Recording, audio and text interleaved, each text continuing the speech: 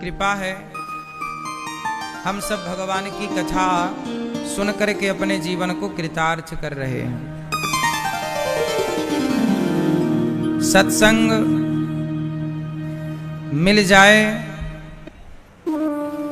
तो मान लेना चाहिए कि भगवान की कृपा हमें प्राप्त हो गई। हमारे यजमान परिवार जिन्होंने भागवत सुनी, हमारी मैया श्रीमती मीरा देवी मैया, आपने अपने स्वर्गीय पति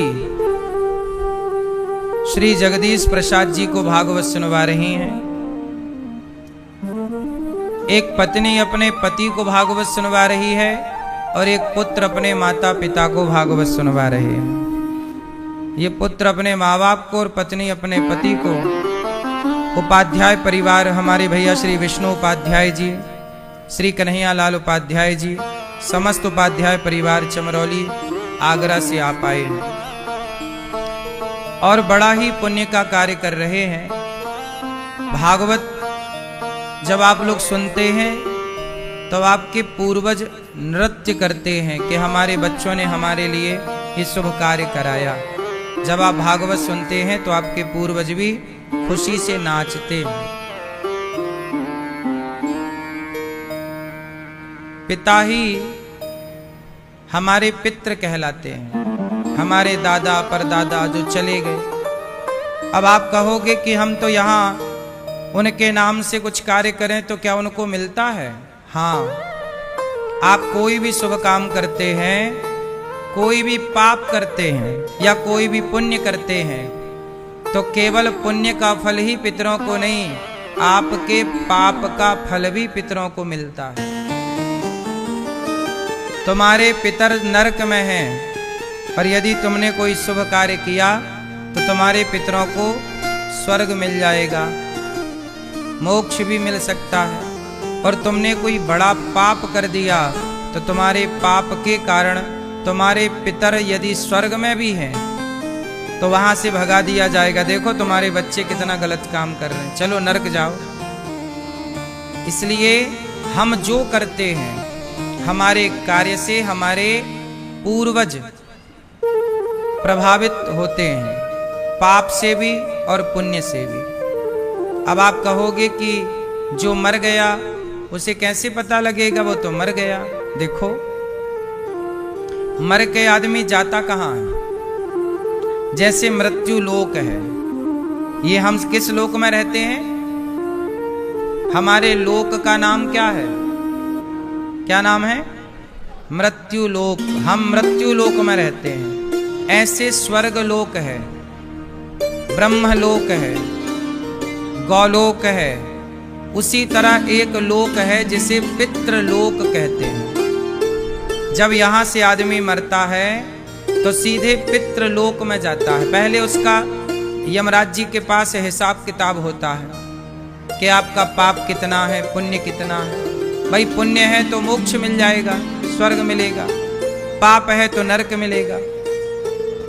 और थोड़ा सा पुण्य कम रहा है, जैसे बच्चे जब एग्जाम देते हैं तो परिणाम 3 तरह से आते हैं। परिणाम कितने होते हैं? 3। एक बच्चा पास हो जाता है, एक बच्चा फेल हो जाता है और एक बच्चे की सप्लीमेंट्री आ जाती है। क्यों सप्लीमेंट्री चलती है कि नहीं आज भी? हमारे टाइम पे तो सप्लीमेंट्री आती थी एक विषय में, फिर बाद में सुनने में आया कि 2 विषय में भी आने लग गई। अब क्या चल रहा है सिस्टम? क्यों सप्लीमेंट्री एक विषय में आती है कि 2 विषय में? कितने तक की छूट है? 2 तक की छूट है ना। हमारे टाइम पे एक ही विषय में आती थी। हाँ या ना? सुनो, तो एक बच्चा हो गया पास, आपने अच्छे पुण्य किए तो स्वर्ग चले गए। एक बच्चा हो गया फेल, गलत काम किए तो नरक चले गए। लेकिन एक बच्चा है ना पास हुआ ना फेल हुआ, उसी का नाम है सप्लीमेंट्री, हवा में लटक रहा बेचारा। उसी तरह ये जो पितर होते हैं, पितृलोक, पितृलोक में कौन जाता है? ना तो इनके पास ज्यादा पुण्य थे कि स्वर्ग जा पाए ना तो इन्होंने इतने पाप किए कि नरक जाएं, इन्होंने थोड़े पाप भी किए, थोड़े पुण्य भी किए, पर पुण्य पास होने को 33 नंबर चाहिए थे, पर आए 30 नंबर, 3 नंबर कम गए, तो 3 नंबर के लिए सप्लीमेंट्री आ गई। उसी तरह थोड़े से पुण्य कम गए, अब वो पितृलोक चले गए। अब वो अपने बच्चों से कहते हैं कि बेटा आप हमारे लिए कोई पुण्य करो तो हमारा पुण्य बढ़े और फिर वो मोक्ष को प्राप्त हो जाएंगे या स्वर्ग चले जाएंगे। ये पितृलोक की एक छोटी सी कहानी है। आपके द्वारा किया गया पुण्य उन माँ बाप को, पितरों को मिलता है। इसलिए जब आदमी मर जाता है तो पिता के नाम से, माँ के नाम से 13वीं करते हैं। क्या करते हैं? 13वीं का मतलब क्या होता है? 13 दिन में 13वीं होती है। माँ के नाम से 13 ब्राह्मण बुलाए जाते हैं, समाज को बुलाया जाता है, भूखे प्यासे को बुलाया जाता है, सबको अन्नदान कराया जाता है। देखो, मर जाने के बाद भी क्या कराया जाता है? अन्नदान। क्योंकि आपके पास कोई पुण्य ना हो पर अन्नदान का पुण्य है, आपने अन्नदान किया है तो उस पुण्य से आप कभी नरक नहीं जाएंगे, सदगति कराएगा अन्नदान। अन्नदान करना सबसे बड़ा पुण्य है। इसलिए जब कोई मरता है तो 13 दिन बाद 13वीं होती है। अच्छा, 13 दिन बाद ही क्यों होती है? मरने के तुरंत क्यों नहीं होती? सूतक होता है, फिर साफ सफाई होती है, फिर अस्थियों का गंगा में विसर्जन होता है, फिर वो गंगा जल से घर में छिड़काव होकर के शुद्धि कहते हैं, जैसे साफ शुद्धि कहते हैं, फिर गंगा जली का पूजन होता है, फिर समाज को बुलाकर खवाते हैं, फिर 13 दिन बाद 13वें दिन, जिसे 13वां कहते हैं, कहीं कहीं 12वां भी होता है, 12वें दिन में भी 13वीं होती है, उसे 12वां कहते हैं। तो परंपराएं अलग अलग जगह की अलग अलग हैं, 12वां और 13वां। हमारे यहाँ कहते हैं 13वीं, और अगले साल उसी तिथि पर बरसी होती है, जिसे 12वां बोलते हैं, एक साल बाद। तो 13वीं 13 दिन बाद ही क्यों होती है, ये सवाल खड़ा हुआ। तो सुनो, इसका भी एक कारण है। जब आदमी मरता है तो मरने के बाद उसका तुरंत हिसाब नहीं होता। 13 दिन बाद कुछ समय तो उसे यमपुरी जाने में लगता है। अच्छा, आपको क्या लगता है जब आदमी मरता है तुरंत मर जाता है? नहीं। आपको एक बात बताएं, जब आदमी मरता है तो तुरंत नहीं मरता। डॉक्टर ने कहा कि मर गया, लेकिन अभी भी वो मरता नहीं है। पता है आपको? हमारे प्राण शरीर से निकल करके मस्तिष्क में चले जाते हैं। इसलिए कई बार आपने सुना होगा कि जिसे डॉक्टर ने मृत घोषित कर दिया, वो शमशान ले जाते हाथ पांव हिलने लगे, मतलब जान आ गई। जिसे डॉक्टर ने प्रूफ कर दिया था मर गया, डेथ सर्टिफिकेट बन गया, फिर भी वो जिंदा हो गया। बोलो हाँ, ऐसा हुआ कि नहीं? कभी होता है। क्यों होता है?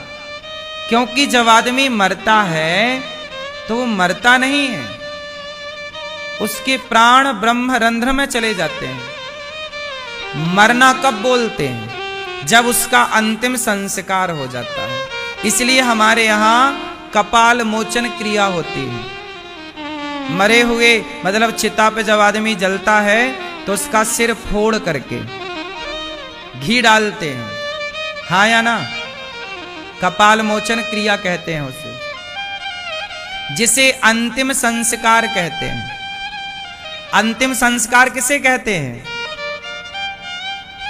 क्यों भैया? चिता पे जलाना ये अंतिम संस्कार नहीं है। चिता पे जलते हुए जब आधा जल जाता है तब उसका कपाल मोचन होता है, सिर फोड़ करके और घी डाला जाता है, उसे कहते हैं अंतिम संस्कार। आप लोगों को यही पता होगा ना कि चिता पे जलने को अंतिम संस्कार नहीं। अंतिम संस्कार वो है जो आखिरी प्रोसेस है, कपाल फोड़कर घी डालना। क्यों? क्योंकि अच्छा ये बताओ, खोपड़ी क्यों फोड़ी जाती है? उत्तर दो। मुर्दे की खोपड़ी क्यों फोड़ी जाती है? जलते हुए ना चिता पे। आप में से कितने लोगों के यहाँ परंपरा है कि चिता पे सिर फोड़कर उसमें घी डाला जाता है? किसके यहाँ ये परंपरा है? चलो बताओ क्यों है? नहीं जानते? सुनो, कहते हैं कि यदि खोपड़ी फोड़ी ना जाए, साबुत खोपड़ी मिल जाए किसी की, तो साबुत खोपड़ी यदि मिल जाए तांत्रिकों को, एक तांत्रिक लोग होते हैं। कौन लोग होते हैं?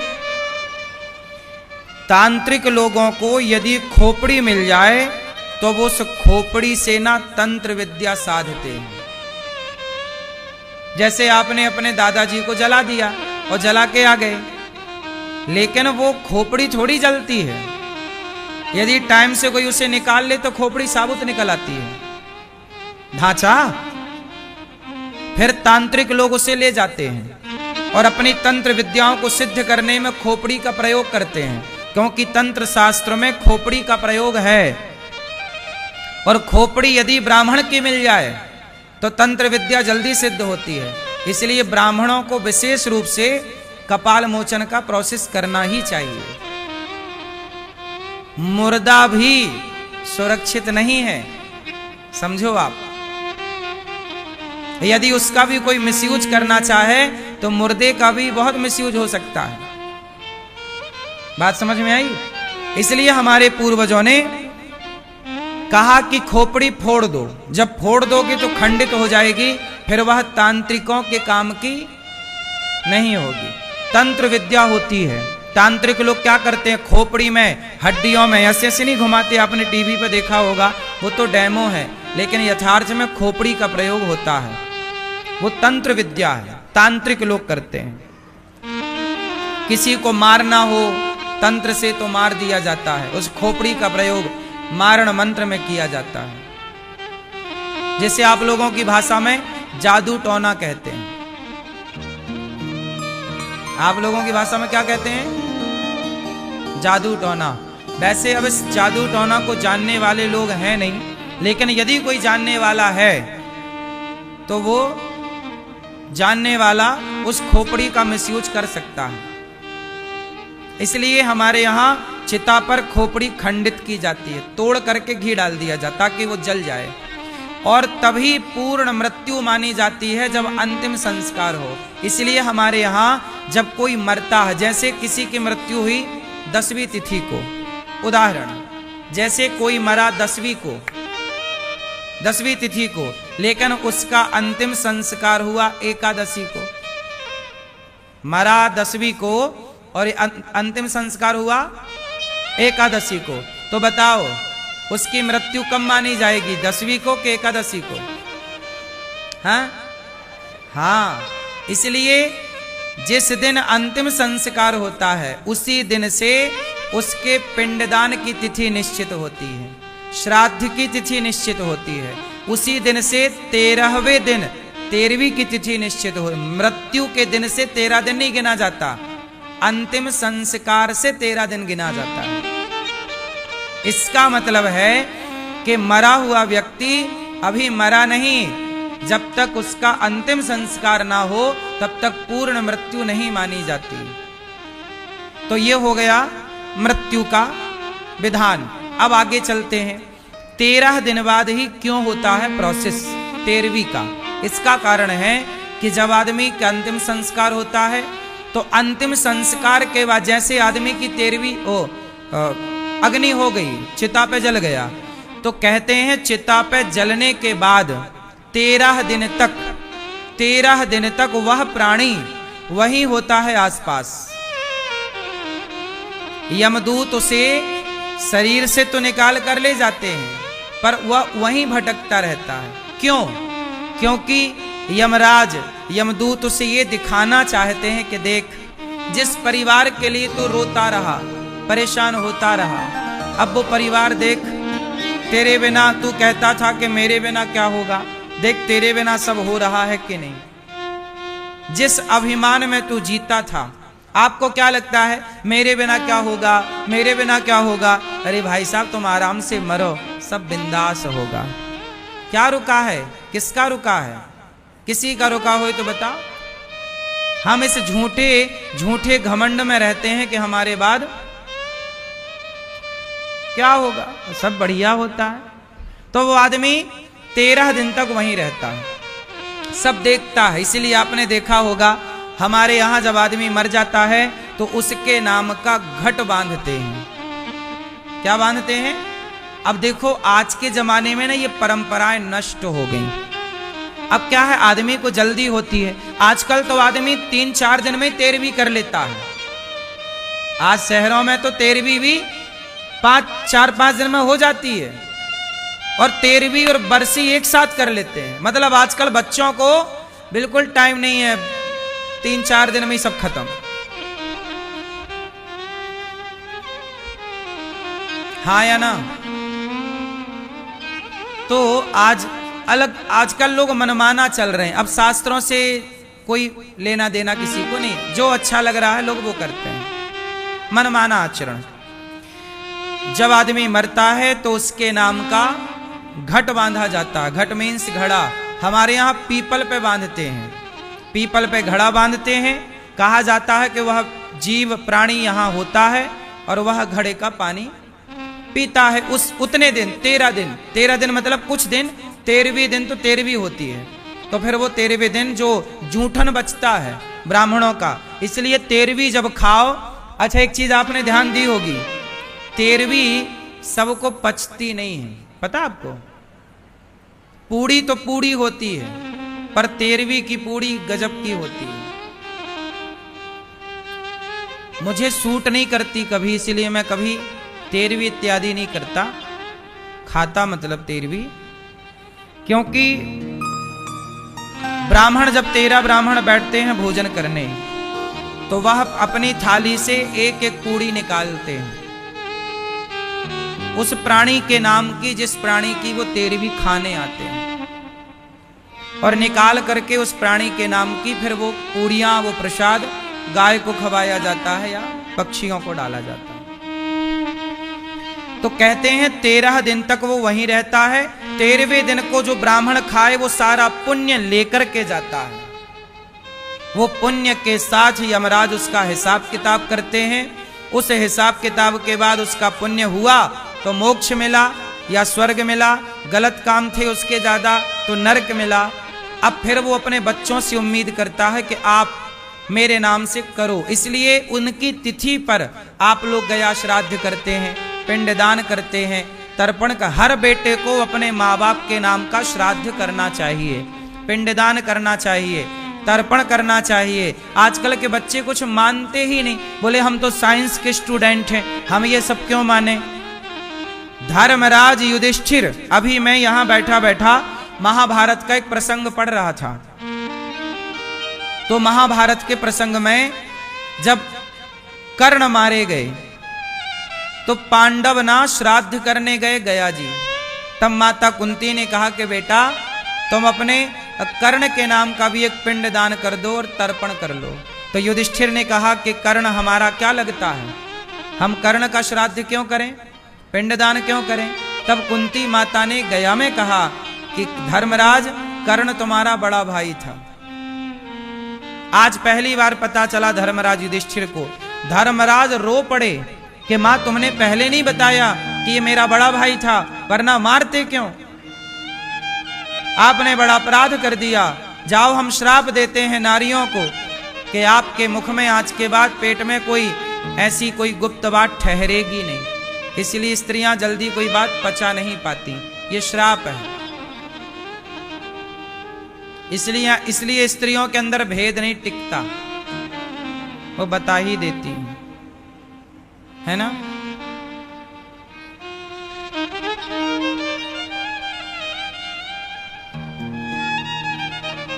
और धर्मराज युधिष्ठिर रोए और फिर उन्होंने कर्ण का श्राद्ध किया। तो देखो ये श्राद्ध परंपरा, ये पिंडदान, ये कोई आज की नहीं है।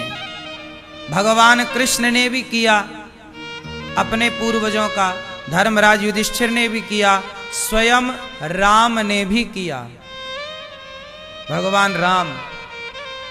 तो ये परंपराएं हम सबको करनी चाहिए। जब भी आपके पिता की तिथि आए, जैसे आपके पिता वैशाख में मृत्यु हुई दादाजी की या माँ की या पत्नी की या पति की, कोई भी वैशाख में मरे, तो वैशाख की जो भी तिथि आए उस तिथि पर उनके नाम से आप कौआ को, पक्षी को, कोई ब्राह्मण को, कोई दीन को, कोई साधु संत को अन्नदान उस तिथि पर जरूर किया करो। सदा करते रहो, क्या बुराई है। 4 रोटी देना है, पेट भर भोजन कराना किसी को, एक आदमी को, साधु को, संत को, ब्राह्मण खवा, कुछ ना होए तो 4 कन्या बुला के खवा लो। 4 कन्या बुला लो तिथि पर, दादाजी की, दादी जी की, और तिथि पर कन्या खवा दो, 4 कन्या। अन्नदान करो, वह प्राणी प्राप्त करता है। इसलिए आप लोग जो भागवत सुन रहे हैं, आपके पुण्य से आपके पितर तृप्त हो रहे होंगे कि मेरे बच्चों ने भागवत सुनवाई। आप जितने लोग यहाँ पोथी पाठ करा रहे हैं, आप लोग भागवत सुन रहे हैं, आपको पता नहीं कि आप लोग कितना बड़ा पुण्य कर रहे हैं। बहुत बड़ा पुण्य का ये कार्य है, सबको करते ही रहना चाहिए।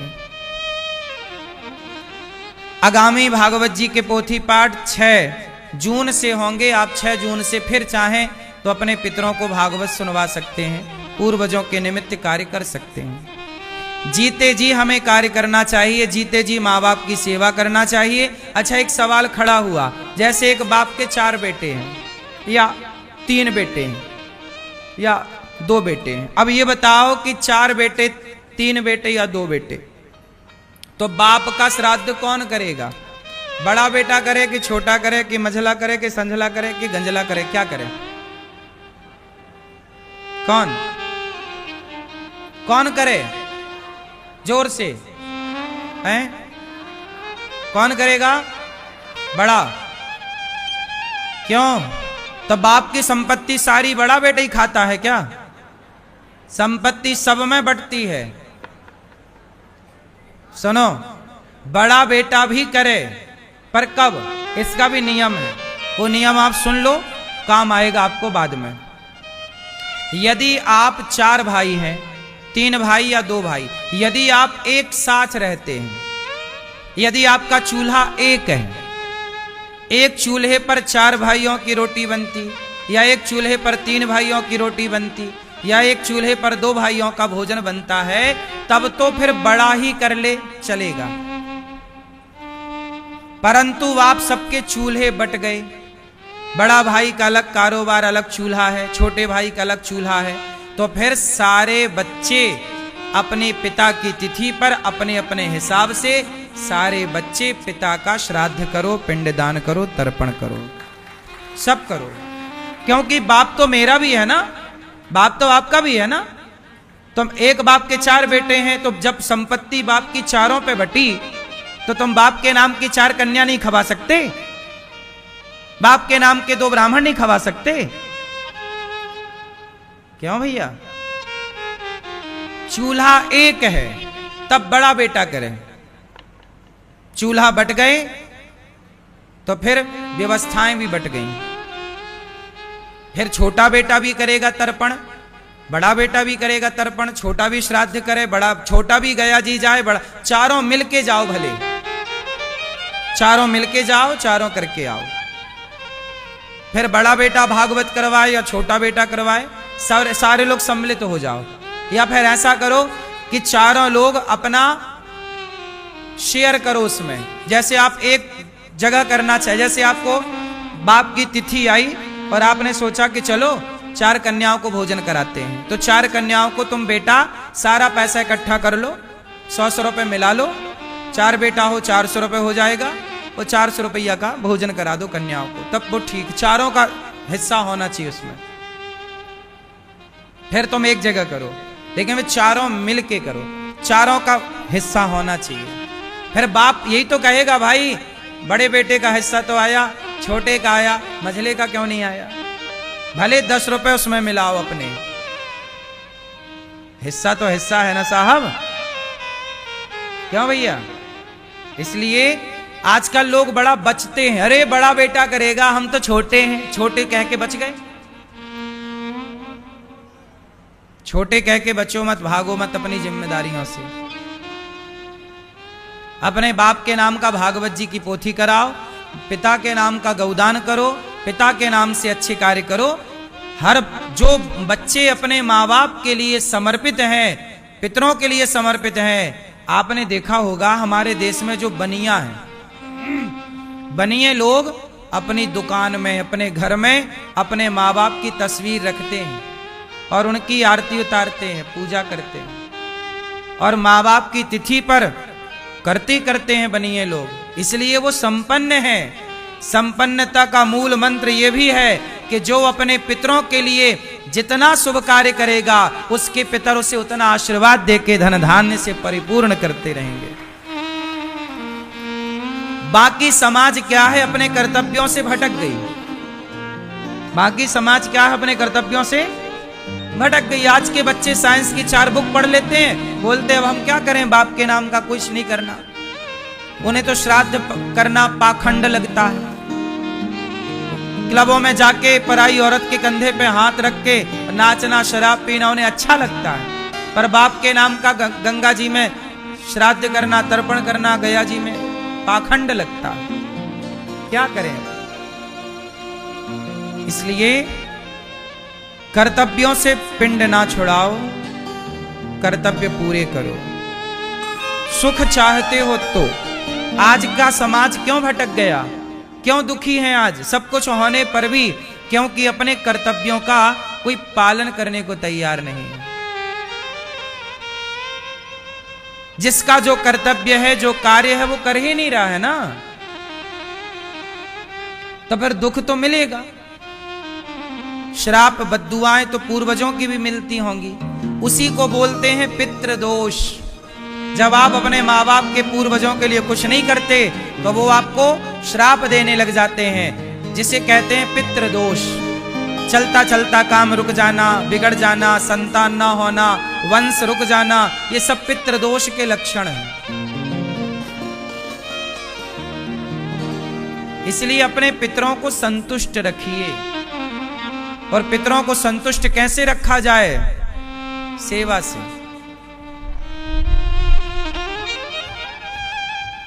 किसकी सेवा? दीन दुखी की सेवा, समाज की सेवा। जब भी आप कोई शुभ कार्य करते हैं, अन्नदान करते हैं, अब सोचिए गौरी गोपाल आश्रम में जब आप वृद्ध माँ को भोजन कराते हैं तो क्या आपके पितर खुश नहीं होते होंगे कि वाह, आपने किसी बेसहारा को रोटी का सहारा दे दिया। हजारों साधु यहाँ भोजन करते हैं, तो क्या आपके पितर प्रसन्न नहीं होते होंगे कि आपने भजन करने वाले साधुओं को भोजन कराया? उनके भजन का पुण्य आपके पितरों को भी मिलेगा और आपको भी मिलेगा। इसलिए अन्नदान जब आप करते हैं तो आप बहुत पुण्य इकट्ठा कर लेते हैं। कल हम लोगों ने सुना राजा परीक्षित जी को 7 दिन में मरने का श्राप लगा। जिसे 7 दिन में मरना हो वो क्या करे? राजा परीक्षित जी ने